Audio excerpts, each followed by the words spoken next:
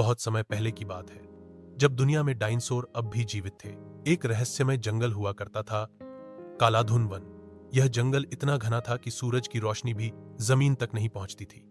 लोग कहते थे कि वहां अजीब अजीब आवाजें रात में गूंजती थीं, जैसे कोई पुरानी आत्मा रो रही हो। एक दिन एक छोटी सी बिल्ली, जिसका नाम था मीनू, रास्ता भटक कर उसी जंगल में जा पहुंची।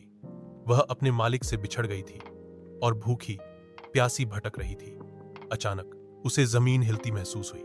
उसके पांव के नीचे से जैसे धरती कांप रही हो। एक भारी भरकम परछाई उसके ऊपर मंडराई और फिर सामने आया ड्रैको, एक विशाल लेकिन अकेला डायनासोर। ड्रैको डरावना जरूर था, उसकी आंखें चमकती थीं और जबड़े इतने बड़े कि मीनू एक निवाले में समा जाए, लेकिन उसके दिल में दया थी। उसने मीनू को देखा और उसकी हालत समझी। उसने अपने लंबे पंजे से एक बड़ा सा फल नीचे गिराया और मीनू की ओर बढ़ा दिया।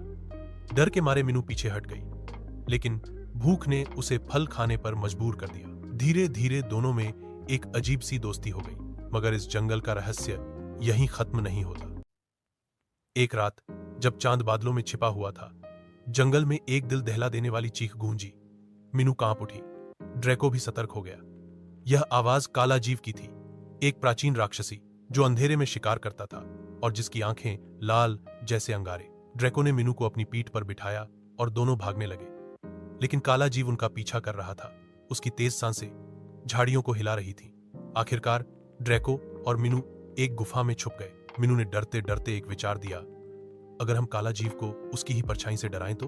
ड्रैको को योजना जोंच गई। उसने अपने विशाल शरीर से गुफा के बाहर खड़ा होकर चांद की रोशनी में एक विकराल परछाई बनाई, बिल्कुल काले जीव जैसी। जैसे ही काला जीव पास आया, उसे लगा कि उसके जैसी ही कोई दूसरी शक्ति यहां है।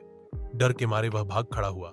उस रात से ड्रैको और मीनू जंगल के रक्षक बन गए। कोई भी भटकता प्राणी अगर जंगल में आया तो वो उसे डर नहीं, दोस्ती सिखाते थे।